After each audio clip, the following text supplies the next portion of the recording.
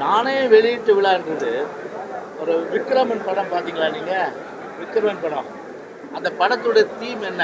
பொதுவாகவே ஒரு குடும்ப பாசம், அதுதான் அந்த படத்துடைய தீமே. அதுதான் அன்றைக்கி நடந்தது.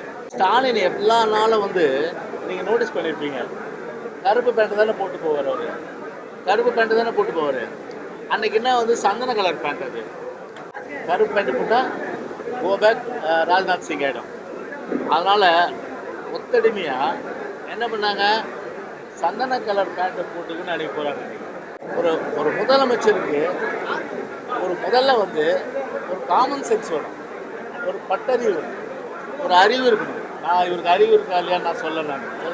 இவ்வளோ பெரிய விஷயம் வந்து ஒரு தமிழ்நாடு அரசு விழா எடுத்துட்டு, தமிழ்நாடு அரசு முழுக்க செலவு பண்ணிட்டு, கொஞ்சம் கூட வந்து கூச்ச நாச்சம் இல்லாமல் ஒரு முதலமைச்சர் போய் இப்படிப்பட்ட ஒரு அபாண்டமாக வந்து ஒரு முழு பூசணிக்காயை சோத்தில் மறைக்கிற வகையில் ஒரு பொய்யை சொல்கிறாருன்னா, எப்படிப்பட்ட ஒரு கேவலமான ஒரு முதலமைச்சரை வந்து தமிழ்நாடு பெற்றிருக்கிறது என்று அப்போ உடனே சொல்கிறாரு. அடுத்த ஒரு 2 நிமிஷத்துலேயே சொல்கிறாரு, நாங்கள் போய் அழைச்சிடுறாரு. இதில் பாருங்கள், இதில் அந்த மொபைல் வெட்டினரி கிளினிக்கு, இதில் கூட யார், திரு ஸ்டாலினுடைய தலைவர் திரு மோடி, ஸ்டாலினுடைய தலைவர் மோடி, அவருடைய படம் போடாமல் அவருக்கு தூக்கம் வராது. ஏகப்பட்ட பிரச்சனையில் மாட்டிட்டு இருக்காங்க இப்போ மத்திய அரசுக்கிட்ட. அதான் உண்மை. ஜாஃபர் சாதிக் நோண்ட ஆரம்பிச்சிட்டாங்க, பல உண்மைகள் வெளியே வரும், எல்லாம் சிறைக்கு போக வேண்டிய நிலைமை வரும். ஒரு பழமொழி சொல்லுவாங்க, மச்சான் துணை இல்லாமல் மலை ஏற முடியாது, மச்சான் துணை இல்லாமல் மலை ஏற முடியாது. எனவே இந்த அண்ணாமலை மச்சான் என்ற மலையோடு சேர்ந்தால் தான் மலை ஏற முடியும்னு அவருக்கு தெரியும், கட்சிகளோடு கிடையாது. அதனால் அவருக்கு இப்போ வந்து மாம மச்சான் தான் வந்து உறுதுணையாக இருக்காங்க இல்லையே, எந்த கட்சியும் உறுதுணை இல்லை. மு.க. ஸ்டாலின் அவர்களே கேட்குற சொல்லுங்களேன், அதான் மக்கள் எதிர்பார்க்குறாங்க. இந்த 4 கேள்விக்கு பதில் சொல்லிட்டு போங்களா, அதுக்கு பதில் சொல்ல வக்கு இல்லை. மாநாடு பாட்டு சும்மா, அதாவது ஏட்டு சுரங்க கறிக்கு உதவுதுன்ற மாதிரி மாநாடு பாட்டு நடத்தின்னு தான் போகிறீங்களே ஒழிய அதனால் ஒரு இம்பேக்ட் இல்லையே. முளைச்சி 3 இலை விடல சரிதானே, இந்த 3 இலை விடாத இது பார்த்து நட்டையில பார்த்து கேட்குதுங்க. எவ்வளோ 50 வருஷம் மேலே இருந்து கட்சி. நான் அங்கே போட்டேன், அந்த இதால் 4 சீட்டு சட்டமன்றத்தில் வந்துட்டீங்க. ஒரு சீட்டு எம்எல்ஏ 2026 தனியாக நின்று ஜெயிச்சு பாருங்கள். ஒரு கொடியேற்றுறது கூட ஒரு சகிக்க முடியாமல், அதனால் வந்து அவங்க கட்சி பாதிப்படைகின்ற அடிப்படையில் அதை கூட வந்து பார்த்தா அவருக்கு எல்லா வித தொந்தரவு கொடுக்குறது. நிச்சயமாக வந்து பார்த்தீங்கன்னா விஜய் ரசிகத்துக்கு மேலே விஜய், அதனால தானே இவ்வளோ நெருக்கடி கொடுக்குறாங்க. எங்கள் தொகுதி இது ராயபுரம். மாசு நாளைக்கே வச்சோம். உண்மையிலேயே வந்து மாசு சுப்பிரமணியம் நாளைக்கே நான் வருது தயார். மாசு தயாரா நான் கேட்குறேன். முதல்ல திரு கருணாநிதியுடைய சிலையை வெங்கைய நாயுடு திறக்கிறார் ஃபஸ்ட்டு முதல்ல. ஏன் அப்போவே அந்த சிலையை திறக்கிறதுக்கு திரு சோனியா காந்தி கூப்பிட்டுருக்கலாம், இல்லை திரு ராகுல் காந்தி கூப்பிட்டுருக்கலாம், யாரையும் கூப்பிடல, திரு வெங்கைய நாயுடு கூப்பிட்டுருக்காரு. அந்த எலெக்ஷன் நடக்கும்போது திரு அண்ணாமலையினுடைய ஒட்டுமொத்த நோக்கமே அனைத்து இந்திய அண்ணா திராவிட முன்னேற்ற கழகத்திற்கு பெருமையை சீர்குலைக்கணும். அவர் நினச்சா சீர்குலைக்க முடியாது. அந்த வகையில் தான் அவருடைய அந்த பேச்சு இருந்தது. யார், திரு அண்ணாமலையுடைய பேச்சுக்கு திமுக எதிர்ப்பு அந்த பேச்சு இல்லை. இதெல்லாம் ஒரு அண்டர்ஸ்டாண்டிங்காக நடக்கிற விஷயம். சரி, திமுக ஃபைல்ஸ் கொடுத்தாரு, யார், கவர்னர்கிட்ட திரு அண்ணாமலை ஃபைல்ஸ் கொடுத்து எந்த ஒரு மேல் நடவடிக்கையாவது திமுக அமைச்சர்கள் மேலே மேற்கொண்டு நடவடிக்கை எடுப்பதற்கு அண்ணாமலை வற்புறுத்தினாரா? அதுவும் கிடையாது. ஸோ அதெல்லாம் அந்த எம்ஓயில் வருது, அதை அப்படியே விட்டாங்க. அடுத்தபடியாக எம்பிங்க ஜெயிச்சு எங்கே டெல்லிக்கு போகிறாங்க, 39 எம்பி போகும்போது அப்போது இந்த திமுக கூட்டணி எம்பிகள் அவங்க ஒரு பார்ட்டி வைக்கிறாங்க. அந்த பார்ட்டிக்கு யார் சீஃப் கெஸ்ட்டு அப்படின்னு பார்த்தா திரு ஜேபி நட்டா. யார், பிஜேபியுடைய அகில இந்திய தலைவர் ஜேபி நட்டா அவர்கள். இவங்க அரேஞ்ச் பண்ணுற பார்ட்டி சீஃப் கெஸ்ட் வந்து நட்டா. அது ஒரு பக்கம். அதன் பிறகு ஒரு நாணயம் வெளியீட்டு விழான்றது ஒரு விக்ரமன் படம் பார்த்தீங்களா நீங்கள்? விக்ரமன் படம், அந்த படத்துடைய தீம் என்ன? பொதுவாகவே ஒரு குடும்ப பாசம், அதுதான் அந்த படத்துடைய தீமே. அதுதான் அன்றைக்கி நடந்தது. ரொம்ப ஒரு அந்யோன்யமாக அண்ணன் தம்பி அந்த ஒரு பாசத்தில் ஒரு டிஎம்கேயும் பிஜேபியும் எந்த அளவிற்கு அந்த விக்ரமன் படம் பாசம் போல ஒரு குடும்ப பாச உணர்வுமிக்க இயக்கம் ரெண்டுமே அப்படின்னா ரெண்டும் ஒட்டி போச்சு. அந்த ரெண்டு குடும்பத்தை அந்த குடும்ப பாசத்தோடு ஒட்டி உருவாடின அந்த சூழ்நிலை தான் நமக்கு தெரியுது. ஸ்டாலின் எல்லா நாளும் வந்து நீங்கள் நோட்டீஸ் பண்ணியிருப்பீங்க, கருப்பு பேண்ட்டு தானே போட்டு போவார். அவர் கருப்பு பேண்ட்டு தானே போட்டு போவார். அன்றைக்கி என்ன வந்து சந்தன கலர் பேண்ட், அது சந்தன கலர் பேண்ட்டு போட்டு போட்டாங்க. ஏன்னா கருப்பு போட்டால் கோபேக் இதாகணும். யாருது? மோடி. கருப்பு பேண்ட்டு போட்டால் கோபேக் ராஜ்நாத் சிங் ஆகிடும். அதனால் ஒத்தடிமையாக என்ன பண்ணாங்க, சந்தன கலர் பேண்ட்டை போட்டுக்குன்னு அன்றைக்கி போகிறாங்க. எப்படிப்பட்ட வந்து ஒரு பிஜேபியுடைய ஒத்தடிமை திமுகன்றத கண்கூடாவே நிரூபிச்சிச்சு. அதனால் பிஜேபிக்கும் திமுகவுக்கும் பொதுச் செயலாளரும் எங்கள் தலைமைகள் நிர்வாகிக்க சொன்னது போல் ஒரு ரகசிய உடன்பாடு, ஒரு ரகசிய உறவு அது தொடர்ந்துட்டு இருக்கு. அதுதான் இந்த நேரத்தில் வெட்ட வெளிச்சமாக இங்கே நான் சொல்ல வரேன்.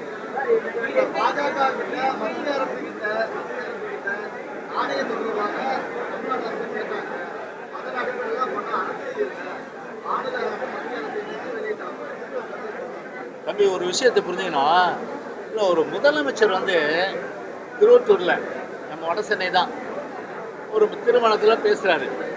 அவர் அந்த பேச்சே ஒரு என்னடா தடுமாற்றத்தினுடைய ஒரு அடையாளம், ஒரு கோபத்தினுடைய அடையாளம், ஒரு நிலை குலைந்து போன அடையாளமாக தான் நிச்சயமாக பார்க்க முடியும். ஏன்னா ஒரு முதலமைச்சர் நாகரிகமாக பேசலாம். அவன் இவன் சொல்லிட்டு பேசலாமா சொல்லுங்க? மேடையிலே அவன் இவன் பேசுகிறாரு. இது வந்து அவர் வந்து ஒரு தடுமாறிட்டார், ஒரு நிலை குலைஞ்சு போயிட்டார். ஏன்னா இன்றைக்கி அவங்க தோழமை கட்சிகளே வந்து அவரை வந்து ஒரு வெறுக்கிற சூழ்நிலை உண்மையான நிலைமை தெரிஞ்சிட்டோன்னா இன்றைக்கி வந்து அந்த நரியினுடைய சாயம் வெளுத்து போச்சு. ஸோ அந்த அடிப்படையில் அந்த கோபத்தினுடைய வெளிப்பாடு தான், அதாவது ஒருமையில் பேசுறது எந்த விதத்துலையும் வந்து ஏற்றுக்கொள்ள முடியாது. அது மட்டும் இல்லாமல் என்ன சொல்கிறாரு, ஒரு ஒரு முழு பூசணியை சோத்தில் மறைக்கலாமா? ஒரு முதலமைச்சருக்கு முதல்ல வந்து ஒரு காமன் சென்ஸ் வேணும், ஒரு பட்டறிவு, ஒரு அறிவு இருக்கணும். நான் இவருக்கு அறிவு இருக்கா இல்லையான்னு நான் சொல்லலை. ஆனால் ஒன்றிய அரசு நிகழ்ச்சி நடத்துதுன்னா, ஒரு கமாமரேட்டிவ் காயின் வந்து கருணாநிதியினுடைய நாணயம் வெளியிடுதுன்னா, அப்போ இலச்சினை எது இருக்கணும்? இலச்சினை தமிழ்நாடு அரசும் அதே போல் வந்து மத்திய அரசு இலச்சினை இருக்கணும். அப்புறம் ரிசர்வ் பேங்கினுடைய அந்த கவர்னர் தான் வந்து ஆக்சுவலாக வந்து வெளியிடணும் இதை, அந்த விளம்பரங்கள்லாம். ஆனால் விளம்பரம் வெளியிட்டது யார்? செய்தி மக்கள் விளம்பரத்துறை, தொடர்புத்துறை, இதுதான் விளம்பரம் வெளியிட்டது.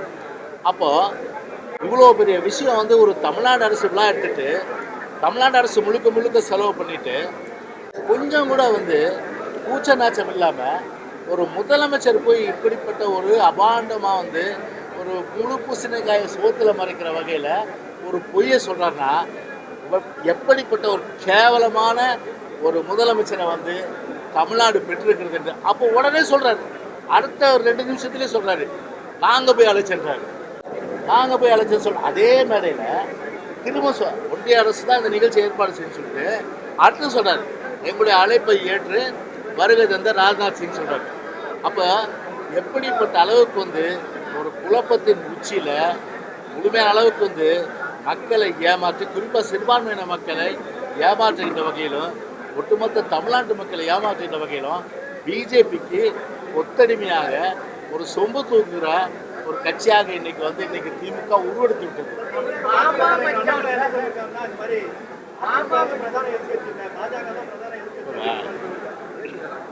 பாருங்க, இதில் பாருங்க, இதில் மொபைல் வெட்டினரி கிளினிக்கு, இதில் கூட யார்? திரு ஸ்டாலினுடைய தலைவர் அவருடைய படம் போடாமல் அவருக்கு தூக்கம் வராது. அதனால சரி, எத்தனை நான் கேட்குறேன், எத்தனை திட்டத்துக்கு அது மாதிரி போட்டாங்க காமிங்க. மத்திய மாநில அரசுடைய நீங்க கேட்குறீங்க தாய்மானம், கரெக்டு, நல்ல அருமையான கேள்வி. ஆனா இந்த சம்பவத்துக்கு பிறகு இது போட்டிருக்காங்க. ஆனா இதற்கு முன்னாடி கிட்டத்தட்ட government of India sponsored scheme in Tamil Nadu நிறைய இருக்கு, நிறைய ஸ்கீம் இருக்கு. ஆக்ரா டிபார்ட்மெண்ட்ல இருக்கு, ஃபிஷரிஸ்ல இருக்கு, லோக்கல் அட்மினிஸ்ட்ரேஷன்ல இருக்கு. இப்படி நான் வருஷப்படுத்த முடியும். ஆனா அந்த மாதிரி வருஷப்படுத்தி பல திட்டங்கள்ல மோடியினுடைய பெயரோ இல்ல மோடியினுடைய அந்த உருவமோ அவருடைய திருப்பெயரோ அங்க வந்து இருந்ததா எடுத்து காமி சொல்லுங்க. இது வந்து இப்ப இது இது வந்து இப்போ புதுசா அவருடைய தலைவர் திரு மோடி அவருடைய படத்தை போட்டு இன்னைக்கு அவரை குஷிப்படுத்துறாங்க. ஏன்னா ஏகப்பட்ட பிரச்சனையில மாட்டிட்டு இருக்காங்க இப்போ மத்திய அரசு கிட்ட. அதான் உண்மை. ஜாஃபர் சாதிக் நோண்ட ஆரம்பிச்சிட்டாங்க, பல உண்மைகள் வெளியே வரும், எல்லாம் சிறைக்கு போக வேண்டிய நிலைமை வரும். காப்பாற்றிக்கணும், வேற வழி இல்லை. அதுக்கு கட்சியை கொத்தடிமை ஆக்கினாங்க. இதுதான் உண்மை.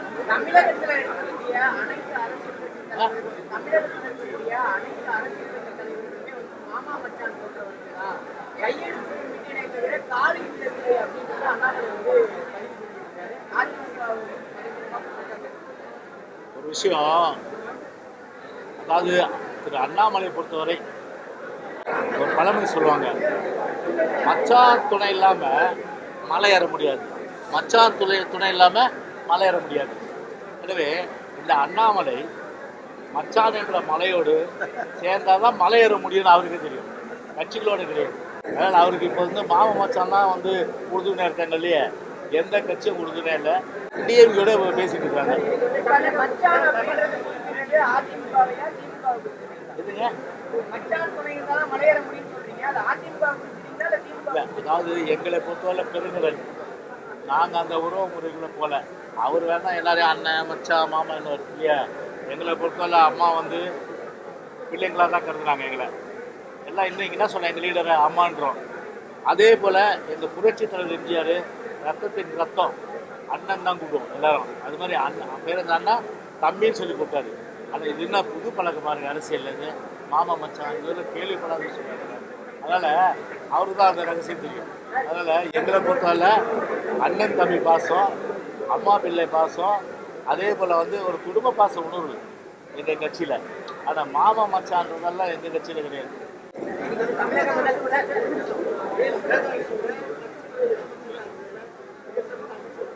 எதுங்க? நானா? சட்டத்துறை. ரொம்ப நன்றி.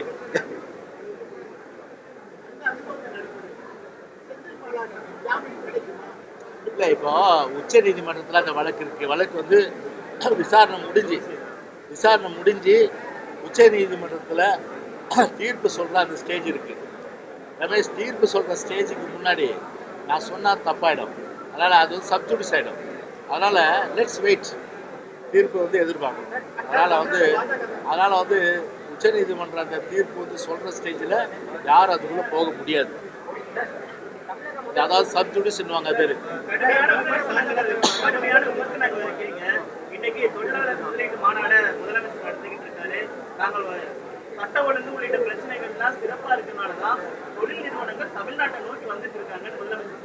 இன்னைக்கு தொழில் வரி ஏறி போச்சு, கார்பரேஷன்ல ஏற்றி விட்டாங்க. ரெண்டாவது மின்சார கட்டணம் 3 முறை ஏற்றியா போச்சு, 50% ஏறியாச்சு. இவ்வளோ தூரம் ஏறியா எந்த சிறு தொழிலை காப்பாற்ற முடியல. சிறு தொழிலாக இன்னைக்கு நசிந்து போய் கிடக்குது. இன்னைக்கு மூலப்பொருள் கிடைக்கல, கைத்தறியிலேருந்து நெசவாளர்லேருந்து கஷ்டப்படுறாங்க. இன்னைக்கு மூலப்பொருளே கிடைக்கல. மூலப்பொருள் அவங்களுக்கு நியாய விலை கிடைக்கிறதுக்கு வேண்டிய அந்த இதுவும் உறுதிப்படுத்தலை. மின்சார கட்டண உயர்வு, அதுபோல் வந்து தொழில் வரி உயர்வால் இன்னைக்கு பல இண்டஸ்ட்ரிலாம் சிக்காய் போச்சு. அதை ரீவைவ் பண்ணி ஒரு ஆய்வு பண்ணி அவங்கள வந்து, ஏன்னா ஒரு பெருந்தொழிலால் வந்து வேலை வாய்ப்புகள் உருவாது கொஞ்சம் தான். ஆனால் சிறு தொழில் மூலமாக தான் வேலை வாய்ப்புகள் வந்து அதிகமான அளவுக்கு உருவாகும். ஏன்னா சிறு தொழில் காப்பாற்றப்படும். ஒரு சிறு தொழிலே காப்பாற்ற முடியல. இப்போ வந்து தொழில்கள் வந்து கொண்டு வரதுக்கு இவர் வந்து ஒப்பந்தம் போகிறாங்க. நான் சொல்கிறேன், சென்னையில் நடத்துனீங்க நீங்கள் 8 லட்சம் கோடின்னு சொன்னீங்க. 8 லட்சம் கோடி இதுவரையில் வந்ததை வச்சு என்னுடைய கேள்வி தான், வெள்ளை அறிக்கை கொடுங்கன்றோம். எம்ஓஐ எத்தனை சைன் பண்ணீங்க? எம்ஓஐ சைன் பண்ணதுனால எத்தனை பேருக்கு வேலை கிடைச்சது? எம்ஓஐ சைன் பண்ணதுனால எத்தனை இண்டஸ்ட்ரி ஸ்டார்ட் ஆச்சு? இன்னும் எத்தனை இண்டஸ்ட்ரி ஸ்டார்ட் பண்ண வேண்டியது இருக்கு? இந்த 4 கேள்விக்கு பதில் சொல்லிட்டு போங்களா? அதுக்கு பதில் சொல்ல பக்கு இல்லை. மாநாடு பாட்டு சும்மா, அதாவது ஏட்டு சொல்றாங்க கறிக்கு உதவாதுன்ற மாதிரி மாநாடு பாட்டு நடத்தி தான் போறீங்களே ஒழிய அதனால ஒரு இம்பேக்ட் இல்லையே. சரி, ஸ்பெயின் போனீங்க, யூஏஇ போனீங்க, சிங்கப்பூர் போனீங்க, மலேசியா போனீங்க, ஜப்பான் போனீங்க, இப்போ ஒரு இதுக்கு போறாரு போல இருக்கு, வெளிநாடு போறாரு போல இருக்கு, அமெரிக்கா இப்போ போறாரு. ஏற்கனவே போனதுக்கு யாரோட எம்ஓஐ சைன் பண்ணீங்க? எவ்வளோ பேருக்கு வேலை கொடுத்தீங்க? அதனால இண்டஸ்ட்ரி எத்தனை ஸ்டார்ட் பண்ணீங்க? அதனால இண்டஸ்ட்ரி இன்னும் எத்தனை ஸ்டார்ட் பண்ண வேண்டியது இருக்கு? அதுக்கு இந்த 4 கேள்வி பதில் சொல்லிட்டு போங்க.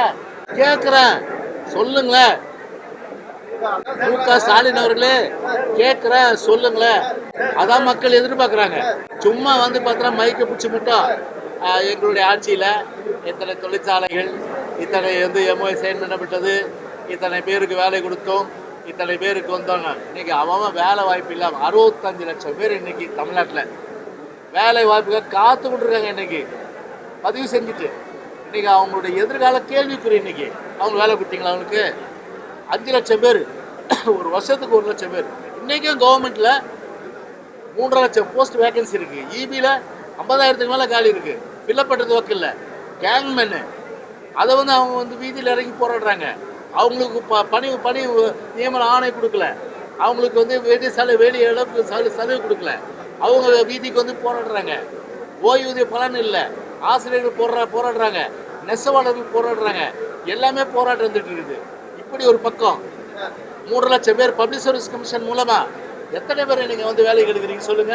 3 லட்சம் போஸ்ட்டுக்கு நீங்கள் கால்ஃபர் பண்ணுறீங்களா? குரூப் 4 எடுத்தால் ஒரு 10,000 அவ்வளோதான் பண்ணுறீங்க. நீங்கள் ஏன் மொத்தமாக ஒரு 3 லட்சம் பேரை எடுக்க வேண்டியது தானே பப்ளிக் சர்வீஸ் கமிஷன் மூலமா? அதை எடுக்கிறதுக்கு வக்கு இல்லை. ஆனால் வேலை வாய்ப்பை நாங்கள் உருவாக்கிட்டுன்றது எங்கே? அப்போ 65 லட்சம் பேர் இன்றைக்கி வேலை வாய்ப்பத்தில் பதிவு செஞ்சுட்டு இருக்காங்களே, அவங்களாம் யார்? பக்கத்து மாநிலமா? ஆந்திராவா? இல்லை கர்நாடகாவா? இல்லை கேரளாவா? நம்முடைய தமிழ்நாடு தானே. அது இந்த முதலமைச்சருக்கு தெரியாதா? முதலமைச்சர் விழிப்போடு இருந்தால் தானே. அவர் நாட்டில் நடக்கிறது எதுவுமே தெரியலையே. எழுதி குடியத்தை படிக்கிறது, அதோட போகிறது, ரிமோட் மாதிரி நடக்கிறது, ரிமோட் மாதிரி போகிறது. ஒரு பொம்மை முதலமைச்சர் தான் இன்றைக்கி தமிழ்நாடு பெற்றுருக்கு. இன்றைக்கி அதான் இன்றைக்கி நம்ம பெரிய அளவுக்கு வருத்தப்பட வேண்டிய, ஒரு வேதனைப்பட வேண்டிய ஒரு விஷயம் இது.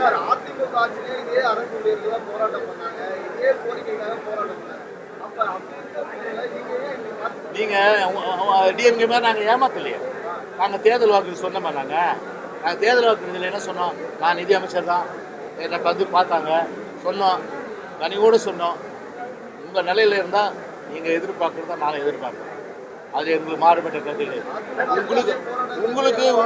உங்களுக்கு செய்யணும்னா என்ன? நிதி நிலைமை சீராகட்டும். இன்றைக்கி என்ன? இன்றைக்கி டாஸ்மாகில் இன்றைக்கி வருமானம் ஜாஸ்தியாக இருக்குது. இன்றைக்கி டாஸ்மாகில் கிட்டத்தட்ட 35,000 கோடி இருந்தது, இன்றைக்கி 42,000 கோடியாக இருக்குது. இன்றைக்கி 42,000 கோடி ஆகிட்டு இன்றைக்கி வருமானம் ஏறி இருக்குல்ல. ஏறி இருக்க சூழ்நிலையில் நீங்கள் அவங்களுடைய கோரிக்கை நிறைவேற்றல. நாங்கள் என்ன சொன்னோம்? அரசனுடைய நிதி நிலைமை சீரானால் கண்டிப்பாக நாங்கள் உங்கள் கோரிக்கை நிறைவேற்றலாம் தான் சொன்னோம். நிறைவேற்றலன்னு சொல்லவே இல்லை. ஆனால் நீங்கள் என்ன சொன்னீங்க? ஓய்வூதிய பலன் உங்களுக்கு கொடுத்துருவோம், உங்களுக்கு கான்ட்ரிபியூட்டரி பென்ஷன் ஸ்கீம்லேருந்து ஓல்டு பென்ஷன் ஸ்கீம் கொண்டு வந்துடுவோம் அப்படின்னு வாரி வழங்குனீங்க. நாங்கள் அதான் கேட்குறோம். தேர்தல் காலத்தில் கொடுத்த வாக்குறுதியை நிறைவேற்றிட்டு போங்கன்னு தானே சொல்கிறோம். அது ஏன் நிறைவேற்றலை? அப்போ தேர்தல் வாக்குறுதி கொடுத்துக்கினீங்க. இன்றைக்கி டாஸ்மாக் எடுத்தீங்க. இன்றைக்கி அம்மா 1000 கடை குறைச்சாங்க. நீங்கள் டாஸ்மாகை ஒழிக்கிறீங்க. ஒழிக்கலை. கடையாவது குறைச்சிங்களா? அதாவது அந்த பிஸ்னஸ் ஆகாத டாஸ்மாக் கடைகள், வியாபாரம் ஆகாத டாஸ்மாக் கடைகள் எது பார்த்து ஒரு 500 கடை க்ளோஸ் பண்ணிட்டீங்க. ஆனால் புத்திசாலித்தனமாக என்ன பண்ணாங்க தெரியுமா? இன்றைக்கி ப்ரைவேடைசேஷன் போயிட்டுருக்கு. இன்றைக்கி டாஸ்மாக் தனியாருக்கு போயிட்டுருக்கு. இன்றைக்கி எப்படின்னு கேட்குறீங்களா? FL2 லைசன்ஸ் 861 கொடுத்துருக்காங்க. 861 மணமகள் மன்றம் அப்படின்னு சொல்லிட்டு அங்கே என்ன தமிழை வளர்க்குறாங்க. மணமகள் மன்றம் அங்கே போயிட்டு அங்கே சாராயம் சாப்பிட்றதுக்கு, டாஸ்மாகில் விற்கிற சரக்கு சாப்பிட்றதுக்கு மணமகள் மன்றம். அதுக்கு எவ்வளோ தெரியுமா? 1500 பர்மிஷன் கொடுத்துருக்காங்க மணமகள் மன்றம். அப்போ என்னன்னா, இந்த டாஸ்மாகை தனியாருக்கு கொண்டு போய் ஒட்டுமொத்தமாக தமிழ்நாடு ஃபுல்லாக மாணவர்கள் மன்றம் ஏற்படுத்தி ஒரு மகிழ்ச்சியாக மக்களை போதையில் ஆழ்த்தி அதையும் சிந்திக்காத சிதனா காலையில் சாயந்தரம் குடிச்சிட்டே இருறான் அப்படின்னு சொல்கிற வகையில் தான் இந்த அரசுடைய செயல்பாடு இருக்கு இன்னைக்கு. யாரு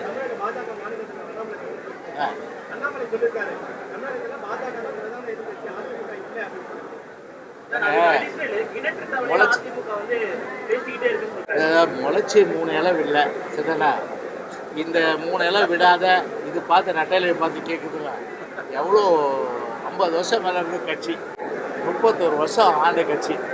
இப்படி இருக்க ஒரு நிலையில் ஏதோ நாங்கள் போட்ட பிச்சைன்னு சொன்னால் அது கௌரவமாக இருக்காது. நாங்கள் போட்ட அந்த இதால் 4 சீட்டு சட்டமன்றத்தில் வந்துட்டீங்க.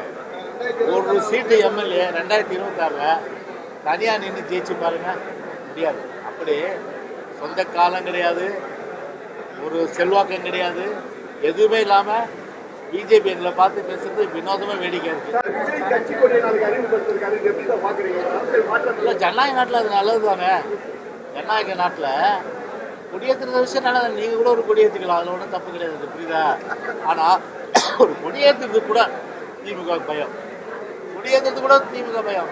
ஊடகங்களில் பார்த்தேன் பல பிரச்சனைகள் வந்து இந்த மாதிரி வந்து கொடியேற்றுறதுக்கு எவ்வளோ தடங்கள் கொடுக்க முடியுமோ அவ்வளோ தடங்களும் அன்பு சகோதரி விஜய்க்கு கொடுத்ததா சொல்கிறாங்க.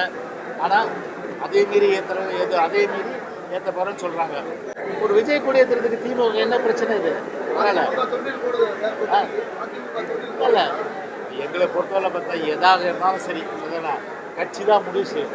நீங்களும் நான் முடிவு செய்கிற விஷயம் இல்லை. அதில் ஒரு கொடியேற்றுறது கூட ஒரு சகிக்க முடியாமல் அதனால் வந்து அவங்க கட்சி பாதிப்படையுன்ற அடிப்படையில் அதை கூட வந்து பார்த்தா அவருக்கு எல்லா வித தொந்தரவு கொடுக்குறது நிச்சயமாக வந்து பார்த்தீங்கன்னா விஜய் ரசிகர்களுக்கு மேலே அதனால தானே இவ்வளோ நெருக்கடி கொடுக்குறாங்க. அதாவது ஏன் நெருக்கடி கொடுக்குறீங்க? ஜனநாயக நாட்டில் எல்லாருக்கும் தான் உரிமை இருக்குது கொடியேற்றுறதுக்கு. அது மாதிரி அனுபவிச்சுட்டு போட்டு தானே. அது கட்சி முடிவு செய்யுங்க, நான் முடிவு செய்ய முடியாது.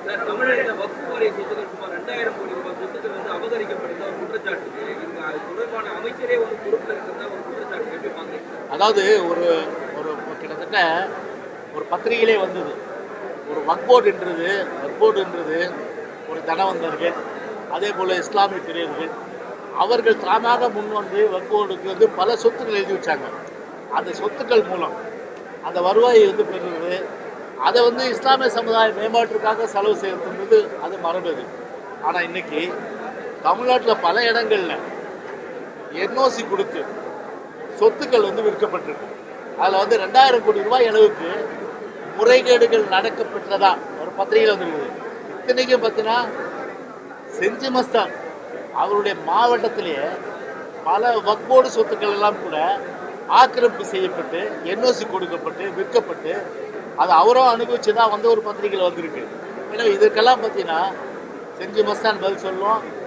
இன்னும் சிஓ வந்து போடல, 8 மாதம் ஆகுது வக்போர்டுக்கு சிஓ போடல. ஏன் சிஓ போடல? இன்னைக்கு 8 மாதத்தை இந்த சிஓ போடாமல் இந்த கிட்டத்தட்ட முறைகேடுடைய ஒட்டுமொத்த இன்னைக்கு உருவமாக இன்னைக்கு வக்போர்டு இன்னைக்கு ஒரு நல்ல நோக்கத்தோடு இருக்க வக்போர்டு வந்து இன்னைக்கு வந்து அவர் சில பேர் அந்த வக்போர்டில் இருந்துட்டு இன்னைக்கு வந்து ஒரு அந்த சொத்துக்கள்லாம் கூட என்ஓசி கொடுத்து அதை அநியாயமாக வந்து அதில் ஊழல் செய்கின்ற ஒரு நிலைமை இன்னைக்கு ஒரு பத்திரிகையில் வந்து தான் இன்னைக்கு நான் சொல்ல முடியும்.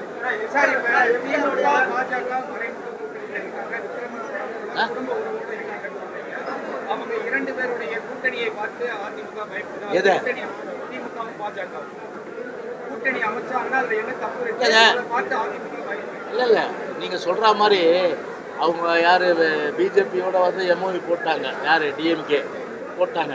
அதனால் அவங்களுக்குள்ள கூட்டணி அமைதா இல்லையான்றது வேறு விஷயம், புரியுதா? அதுக்குள்ளே போகல, அது அவங்க கட்சியோட விருப்பம். எங்களை பொறுத்தவரை சரி, என்றைக்குமே சரி, அனைத்து இந்திய அண்ணா திராவிட முன்னேற்ற கழகத்துக்கு ஒரு மிகப்பெரிய செல்வாக்கு தமிழ்நாட்டில் உண்டு. அதான் 2026 ஒரு மிகப்பெரிய இமாலய வெற்றி நிச்சயம் நாங்கள் பெறுவோம்.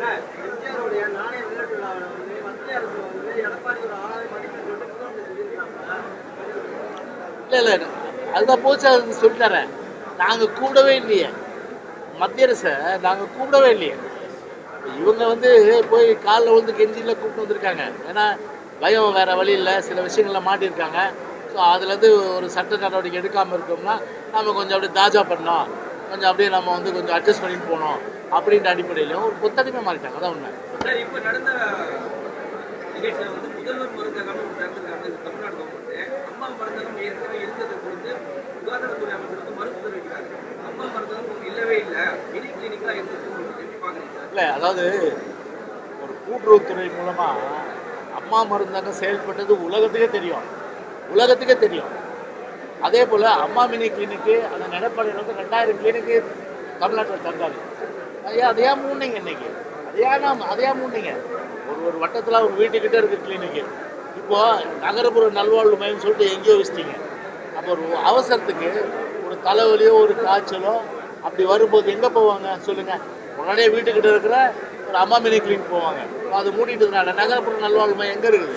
இதில் 5 கிலோமீட்டர் 10 கிலோமீட்டர் போவாங்களா? அது ஒரு க்ளோஸ் பண்ணிட்டாங்க. நல்ல ஒரு எண்ணத்தில் கொண்டு வந்த திட்டத்தை க்ளோஸ் பண்ணிட்டாங்க.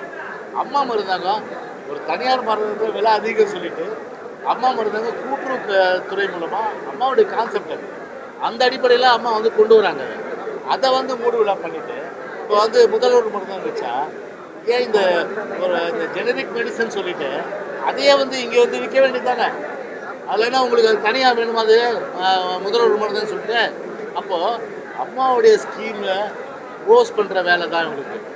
லேப்டாப் இல்லை, இது தாலிக்கு தங்கம் கிடையாது. அதே போல் வந்து அம்மா உணவத்தை இது நீர்க்க செய்யுது.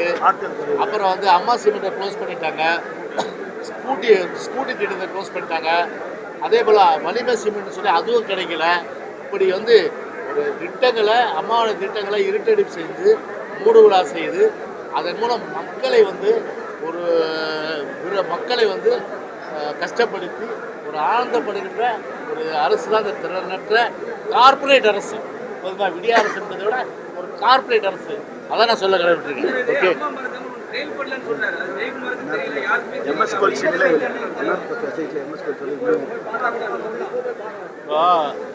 யார் சொன்னாங்க எனக்கு அவர் வேணா மாசுவை இங்கே சொல்லுங்கள். அவர் ஏற்கனவே வந்து அதாவது வந்து பல விஷயங்கள் சொல்கிறதெல்லாம் பொய். அது ஒரு நிகழ்ச்சிக்கு நான் போனப்போ கூட சொல்கிறாரு, எனக்கு வந்து பார்த்தீங்கன்னா அது கூட நாளைக்கு சொல்லுவாங்க அவரே சொல்கிறாரு. என்ன சொன்னான்னா, நான் வாரத்துக்கு 2 சினிமா பார்ப்பேன், வாரத்துக்கு 2 சினிமா பார்ப்பேன் அப்படின்றாரு. சினிமா பாருங்கள், ஸ்டாலினோட போயிட்டு வாக்கிங் போங்க, இல்லை மராத்தான் ஓட்டப்பந்தம் போங்க. இந்த 3 தான் உங்களுக்கு தெரிஞ்ச விஷயம். உங்களை டிபார்ட்மெண்ட்டை பற்றி எதுவுமே தெரியாது. நான் என்ன சொல்கிறேன், எங்கள் தொகுதி இது ராயபுரம். மாசு நாளைக்கே வச்சோம்.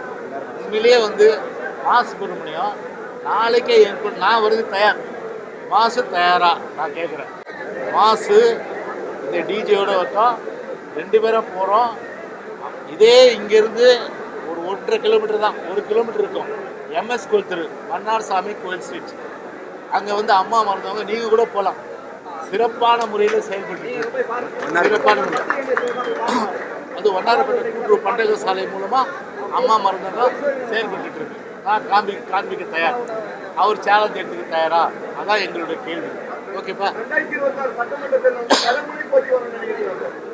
அது யார் வேணால் யாரோட போட்டிக்கிட்டோம், நாங்கள் தான் ஆட்சிக்கு வருவோம். ஓகே.